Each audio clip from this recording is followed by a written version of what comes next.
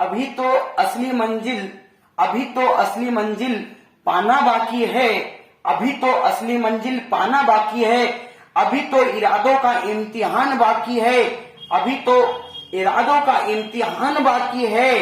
अरे अभी तो तोली है मुट्ठी भर जमीन, अभी तो तोली है मुट्ठी भर जमीन, अभी तो तोलना आसमान बाकी है। नमस्कार दोस्तों, मैं शेखर कुमार स्वागत करता हूं अपने YouTube channel technical coaching classes Harda में। आज मैं लेकर आया हूं भाग 11 प्रशिक्षण अधिकारी के जो एग्जाम होने वाले हैं आगामी समय में, आज से 10 दिन में, उन एग्जाम से संबंधित मोस्ट इंपोर्टेंट सीरीज में आपके सामने लेकर आता हूं। तो इसलिए वीडियो को आप लास्ट तक देखिए और ये वीडियो उन लोगों को भी शेयर कीजिए जिनके पास शिक्षण सामग्री अभी उपलब्ध नहीं है। तो मेरा मानना है कि कम से कम 90 से 95% जो है इन्हीं जो चैप्टर जो मैं बना रहा हूं इन्हीं में से आएगा। तो चलिए स्टार्ट करते हैं। सबसे पहले मैं आपसे एक बार रिक्वेस्ट फिर करता हूं, तो यदि आपने अभी तक मेरे चैनल को सब्सक्राइब नहीं किया तो चैनल को सब्सक्राइब कर लीजिए और वीडियो को लाइक जरूर कीजिएगा। तो चलिए स्टार्ट करते हैं। सबसे पहला क्वेश्चन है हमारे पास कि स्टार्टर का उपयोग इंडक्शन मोटर में किया जाता है क्यों? स्टार्टर का उपयोग इंडक्शन मोटर में किया जाता है क्यों? इसकी शुरुआती टार्क ज्यादा होती है, या यह भारी भार के खिलाफ चलाया जाता है, या यह उल्टी दिशा में नहीं चल सकता, या इसकी आरंभिक धारा इसके रेटेड करंट से 5 गुना ज्यादा होती है इस कारण। तो इसका राइट आंसर क्या आएगा कि it's starting current is 5 times और more than it's rated current. इसका मतलब कि इसकी आरंभिक धारा इसके रेटेड करंट से 5 गुना ज्यादा होती है। दोस्तों, जब मोटर हम चालू करते हैं तो मोटर में जो है हमारी जो स्टार्टिंग करंट है वो बहुत ज्यादा हाई होता है। तो इस स्टार्टिंग करंट को ही जो है कम करने के लिए जो है स्टार्टर को जो है आर्मेचर के सीरीज में लगाते हैं। क्योंकि यहाँ इंडक्शन मोटर की बात हो रही है तो जो है इसका स्टार्टिंग टार्क जो है करंट जो होता है वो बहुत ज्यादा हाई होता है, 5 गुना तक ज्यादा होता है, इसलिए जो है इसमें स्टार्टर का उपयोग करते हैं। अगला क्वेश्चन है हमारे पास में कि 3 phase 440 volt, 3 phase 440 volt 50 hertz induction motor में 4% स्लिप है, 4% स्लिप है, तो रोटर करंट की फ्रीक्वेंसी कितनी होगी? सभी को पता है। इसका राइट आंसर क्या आएगा? इसकी फ्रीक्वेंसी जो होगी 2 हर्ट्ज होगी, 2 हर्ट्ज जो है कि इसकी फ्रीक्वेंसी होगी। अगला क्वेश्चन हमारे पास में है कि स्टेटर में एंड प्लेटों की संख्या क्या होती है? स्टेटर में एंड प्लेटों की संख्या क्या होती है? कमेंट बॉक्स में मैं आपसे पूछूंगा, कमेंट बॉक्स में जो है आप कमेंट करके बताइए कि स्टेटर में जो है एंड प्लेटों की संख्या कितनी होती है। अगला क्वेश्चन हमारे पास में कि निम्न में से कौन यांत्रिक चोट के खिलाफ एक केबल की रक्षा करता है?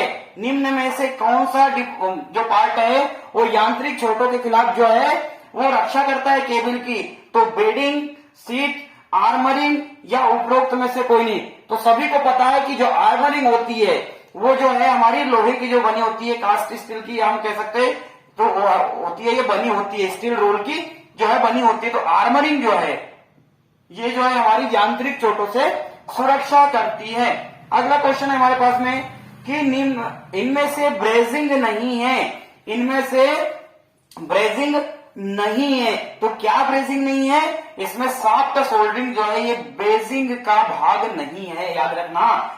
सिल्वर स्पेल्टर और स्पेल्टर का यूज ब्रेजिंग में किया ही जाता है, लेकिन सॉफ्ट सोल्डरिंग जो होती है ब्रेजिंग से अलग होती है। अगला जो है कि किसी केबल की धारा वहन क्षमता उसके चालक की खालिस्तान पर निर्भर करती है। काय पर निर्भर करती है? हमको ये पूछा है कि किसी केबल की धारा वहन क्षमता जो है किस पर निर्भर करती है? हमारे पास ऑप्शन है लंबाई पर, ऊंचाई पर, चौड़ाई पर या चालक पर। इसका भी मैं आपसे कमेंट बॉक्स में पूछूंगा, क्योंकि मैंने आपको एक दिन जो है जो कंडक्टर है इसके बारे में डिटेल बताया था, है ना। अगला क्वेश्चन हमारे पास में कि भूमिगत केबल में जालीदार कवच लगाने का उद्देश्य क्या होता है? भूमिगत प्रकार के केबल में जालीदार कवच लगाने का कारण क्या होता है? तो इसका राइट आंसर क्या आएगा? नमी से सुरक्षा, दीमक से सुरक्षा, यांत्रिक आघात से सुरक्षा या सभी। तो इसका राइट आंसर आएगा यांत्रिक आघात से सुरक्षा करने के लिए जो है हम इसमें जो है मुख्य रूप से जालीदार कवच लगाते हैं। अगला क्वेश्चन है हमारे पास में कि एक इंडक्शन मोटर की इफिशियंसी एक इंडक्शन मोटर की इफिशियंसी में लगभग होने की उम्मीद की जा सकती है। जो एक इंडक्शन मोटर है उसकी लगभग जो होती है एक्सपेक्टेड जो इफिशियंसी होती है लगभग कितनी होती है, तो इसकी कितनी होती है 80 से 90% जो है इंडक्शन मोटर की इफिशियंसी होती है। अगला जो है सामान्य स्लिप रिंग बने होते हैं। विजय बताइए। हाँ, अभिरुचि ने सही बताया। अभिरुचि जो है बिल्कुल सही आंसर दे रही है। इसमें क्या आएगा, फॉस्फर ब्रांज की। Very good. फॉस्फेट ब्रांज जो है, ये फॉस्फर ब्रांज जो है उसकी बनी होती है। अगला जो है हमारे पास में कि निम्न में से कौन सी मोटर का स्टार्टिंग टार्क जो होता है उच्च होता है। कौन सी मोटर है जिसका स्टार्टिंग टार्क जो होता है उच्च होता है। क्या आएगा इसका राइट आंसर, पिंजरा प्रारूपी मोटर या squirrel cage induction motor. Squirrel cage induction motor जो होती है उसका स्टार्टिंग टार्क जो होता है उच्च होता है। अगला क्वेश्चन हमारे पास में दोस्तों कि स्क्वायरल केज का मूल्य स्लिप रिंग इंडक्शन मोटर की अपेक्षा क्या होता है। स्क्वायरल केज इंडक्शन मोटर का मूल्य जो होता है स्लिप रिंग इंडक्शन मोटर की अपेक्षा क्या होता है, महंगा होता है कि सस्ता होता है, बहुत महंगा होता है या बराबर होता है। तो इसका राइट आंसर क्या आएगा, सस्ता। ये जो मोटर होती है स्क्वायरल केज इंडक्शन मोटर वो जो है हमारी सस्ती होती है। अगला क्वेश्चन हमारे पास में है कि स्क्वायरल केज इंडक्शन मोटर को स्टार्ट करने के लिए किन किन स्टार्टर्स का प्रयोग किया जाता है। स्क्वायरल केज इंडक्शन मोटर को स्टार्ट करने के लिए कौन कौन से स्टार्टर का यूज किया जाता है। सभी को पता है कि डीओएल, ऑटो ट्रांसफार्मर और स्टार डेल्टा स्टार्टर जो होता है, ये तीनों ही स्टार्टर जो है हमारे स्क्वायरल केज इंडक्शन मोटर या इंडक्शन मोटर के लिए उपयोग किए जाते हैं। तो इसका राइट आंसर क्या आएगा, उपरोक्त सभी जो है इसका राइट आंसर आएगा।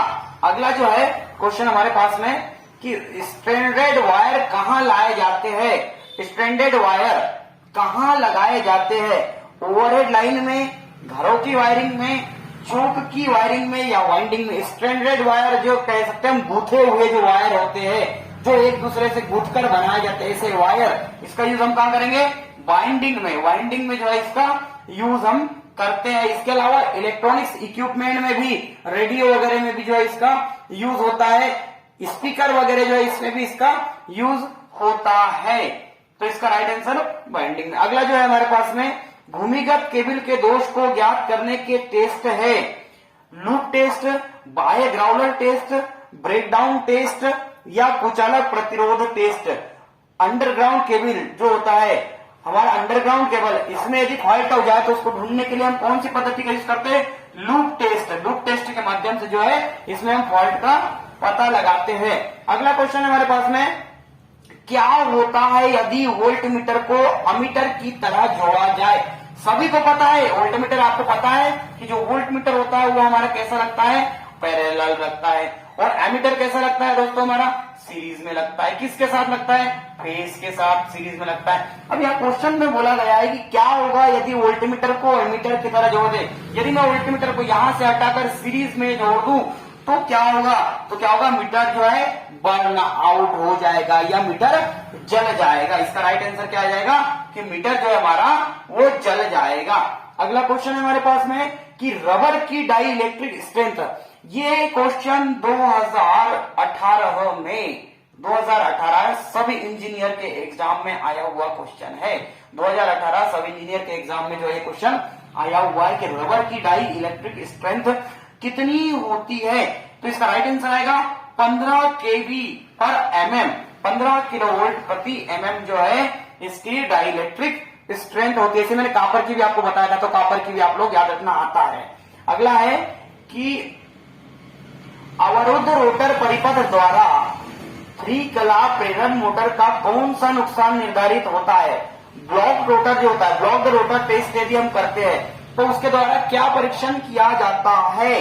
तो इसके द्वारा जो है कॉपर लॉस को निकाला जाता है, कॉपर लॉस को निकाला जाता है। इसका राइट आंसर क्या जाएगा, कॉपर लॉस। अगला क्वेश्चन है हमारे पास में कि किसी डीसी जनरेटर में कौन सी क्षति लोड करंट के साथ प्रमुखता से परिवर्तित होती है। मतलब लोड करंट जो होता है IL जो है इसके साथ जो है तेजी से परिवर्तित होती है। तो सभी को पता है क्या आ जाएगा, armature copper loss. Armature copper loss जो है इसका राइट आंसर आएगा। आर्मेचर कॉपर लॉस जो इसका राइट आंसर आ जाएगा। अगला क्वेश्चन है हमारा कि कुचालक प्रतिरोध की यूनिट होती है। What is the unit of insulation resistance. Insulation resistance की यूनिट क्या होती है, ओम होती है, किलो ओम होती है, मिली ओम होती है या मेगा ओम होती है। तो इसका राइट आंसर आएगा मेगा ओम। मेगा ओम जो है इसका राइट आंसर आएगा। अगला है क्वेश्चन हमारे पास कि रोटर कितने प्रकार के होते हैं।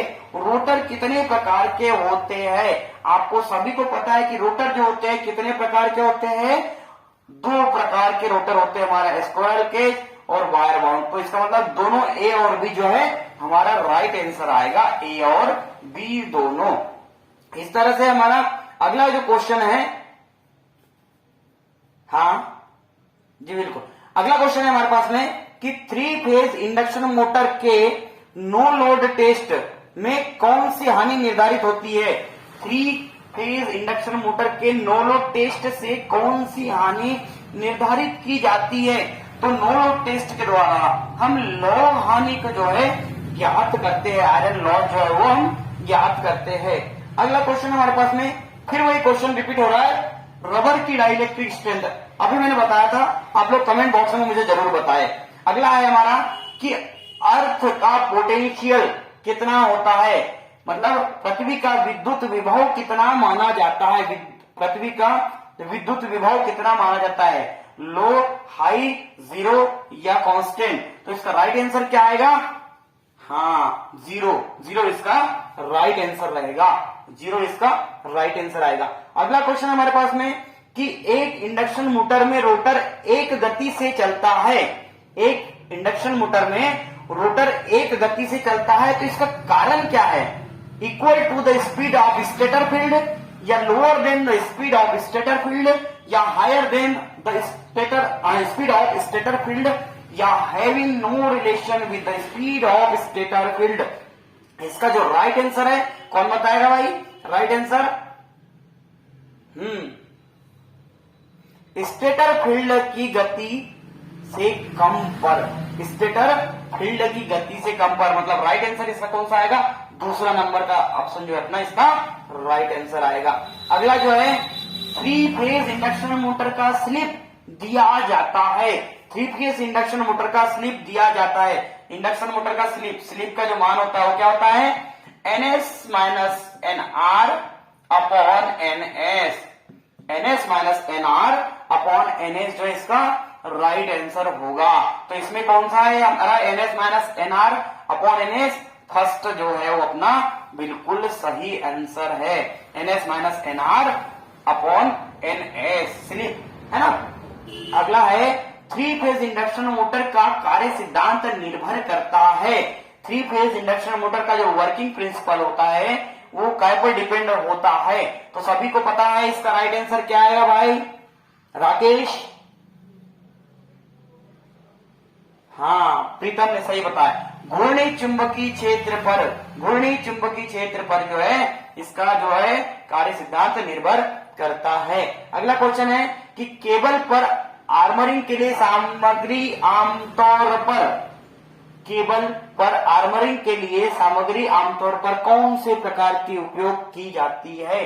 कौन से प्रकार की सामग्री जो है हम यूज करते हैं, स्टील टेप या जस्ती स्टील की टेप या गैल्वेनाइज्ड स्टील वायर जिसको हम बोलते हैं जस्टिकृत स्टील वायर या स्टील टेप या दोनों में से कोई या इनमें से कोई भी नहीं। तो इसका राइट आंसर आएगा ऊपर में से कोई। मतलब कहने का मतलब कि ये दोनों ही जो है इनका जो है यूज करके जो है आर्मरिंग को तैयार किया जाता है। मतलब आर्मरिंग सामग्री जो होती है हमारी काय की बनी होती है, स्टील टेप और जस्टिकृत स्टील के वायर के द्वारा। अगला क्वेश्चन है हमारे पास में कि इलेक्ट्रीशियन सोल्डर का संयोजन, इलेक्ट्रीशियन सोल्डर का संयोजन कितना होता है। इलेक्ट्रीशियन जो होता है सोल्डर, इसका संयोजन कितना होता है, सोल्डर में इसकी कितनी मात्रा होती है, बताओ जल्दी बताओ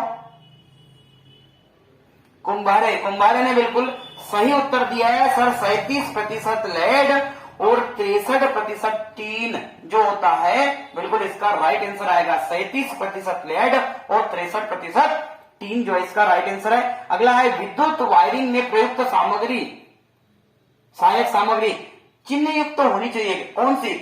देखो BIS या ISI, ये दोनों में से कमेंट बॉक्स में मुझे आप जरूर बताएंगे कि इन दोनों कमेंट बॉक्स में से कौन सा इसका राइट आंसर आएगा, ए या बी। मैं आपसे पूछूंगा इसको, है ना, लास्ट में पूछूंगा।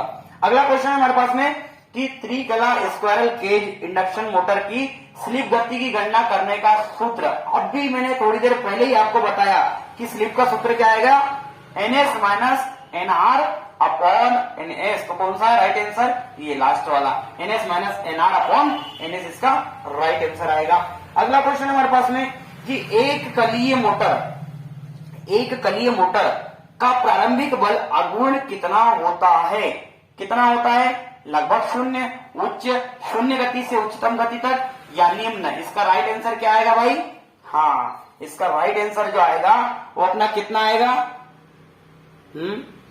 नहीं, ये नहीं आएगा। वेरी गुड, इसका राइट आंसर आएगा ऑलमोस्ट 0, शून्य जो होगा इसका राइट आंसर आएगा।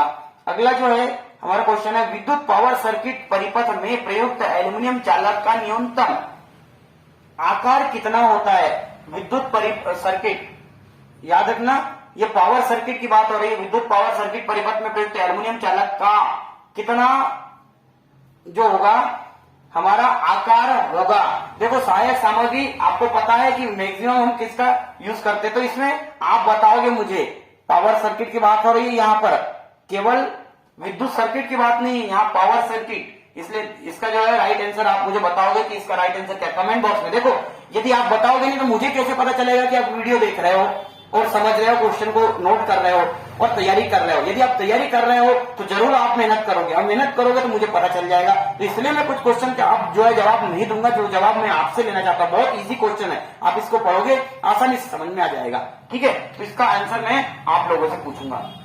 अगला क्वेश्चन है हमारे पास में कि भूमिगत केबल में बेडिंग का क्या उद्देश्य है?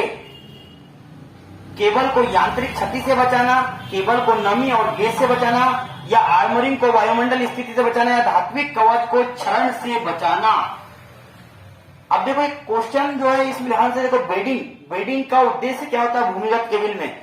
यांत्रिक चोट, केबल की नमी और गैस से बचाना, आर्मरिंग को वायुमंडल स्थिति से बचाना, या धात्विक कवच को क्षरण से बचाना। क्या आएगा इसका राइट आंसर? हाँ, इसके दो आंसर है, केबल को यांत्रिक क्षति से बचाना और धात्विक कवच को क्षरण से बचाना। तो कई बार क्वेश्चन कंफ्यूजन के लिए आते हैं, लेकिन ऐसी कंडीशन में इनमें ऑप्शन में भी आएगा कि पहला और चौथा या पहला और दूसरा जो भी है। तो इसका जो दो आंसर है इसके, एक तो ये क्या करता है कि फ्रॉम मैकेनिकल इंजरीज, और दूसरा कोरोजन जो होता है, कोरोजन के अगेंस्ट जो है ये काम करता है, मतलब धात्विक कवच को क्षरण से बचाता है। इसका राइट आंसर है ना। अगला है हमारे पास में कि इंडक्शन मोटर के नो लोड टेस्ट में वाटमीटर रीडिंग क्या दर्शाती है? इंडक्शन मोटर के नो लोड टेस्ट में वाटमीटर की रीडिंग क्या दर्शाती है? स्टेटर में कॉपर लॉस, या घर्षण और घुमावदार नुकसान, या ऊपर दिए गए दोनों, या अपना अगला है रोटर में बिना किसी लोड के कुल नुकसान। क्या आएगा इसका राइट आंसर? हाँ बताओ, इसका राइट आंसर बताओ जल्दी से भाई क्वेश्चन। हाँ, इसका राइट आंसर आएगा कौन सा?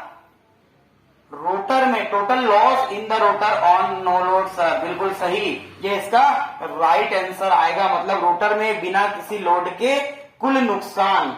अगला जो है गिलहरी पिंजरे प्रेरण मोटर है, गिलहरी पिंजरे प्रेरण motor squirrel cage induction motor has क्या है? जीरो स्टार्टिंग टार्क होता है, बहुत छोटा स्टार्टिंग टार्क होता है, मध्यम स्टार्टिंग टार्क होता है, या बहुत अधिक टॉर्क होता है। तो इसका राइट आंसर क्या होता है? शुरुआती टार्क जो होता है बहुत ज्यादा होगा, स्टार्टिंग टार्क जो होता है वो वेरी हाई होगा। अगला क्वेश्चन है हमारे पास में कि मध्यम आकार के इंडक्शन मोटर में स्लिप आमतौर पर लगभग होती है। मध्यम आकार के इंडक्शन मोटर में स्लिप लगभग कितनी होती है? 0.4%, 0.40%, 4% या 14%। राइट आंसर क्या आएगा? हाँ, 4% जो है इसका राइट आंसर आएगा। अगला जो है क्वेश्चन हमारे पास में कि केबिलों पर धातु परीक्षण की मोटाई आमतौर पर होती है। केबिलों पर धातु परीक्षण की जो मोटाई है वो आमतौर पर कितनी होती है? 0.4 mm, 0.2 से 0.4 mm, 3 mm से 5 mm या 40 mm से 60 mm। क्या आएगा इसका राइट आंसर भाई? हाँ, 3 mm से 5 mm जो है इसका राइट आंसर आएगा। अगला क्वेश्चन है हमारे पास, केबल पर हार्मोनिक के लिए आवश्यक सामग्री आमतौर पर, अभी मैंने बताया था क्या आएगा इसका? उपरोक्त में से कोई एक जो इसका राइट आंसर आएगा, अभी मैंने बताया था थोड़ी देर पहले। अगला है, आर्मरिंग किस तार या टेप की एक या दो परत होती है? कौन बताएगा भाई? कमेंट बॉक्स में इसको जरूर बताया, मैंने अभी थोड़ी देर पहले बताया था, जल्दी बताओ। हाँ बिल्कुल सही आंसर है ना। अगला जो क्वेश्चन है, हाँ सही दिया आपने आंसर। अगला क्वेश्चन है, इंडक्शन मोटर की अधिकतम स्पीड कितनी होती जबकि फ्रीक्वेंसी 50 हर्ट्ज हो? तो याद रखना, जब 50 हर्ट्ज पूरी की पूरी फ्रीक्वेंसी, देखो फ्रीक्वेंसी तो जो है थोड़ा बहुत ही कम ज्यादा होती है। यहाँ हमको क्वेश्चन को समझना है, इसको घुमाते हैं क्वेश्चन को ये लोग। इंडक्शन मोटर की अधिकतम स्पीड कितनी हो सकती है? सीधा सा है, तो इसकी अधिकतम स्पीड जो होगी, मैक्सिमम स्पीड कितनी होगी? 60,000 मतलब 6000 आरपीएम रोटेशन पर मिनट जो है इसकी स्पीड होगी। तो दोस्तों वीडियो यदि पसंद आया हो तो कृपया लाइक कीजिए और चैनल को सब्सक्राइब कीजिए।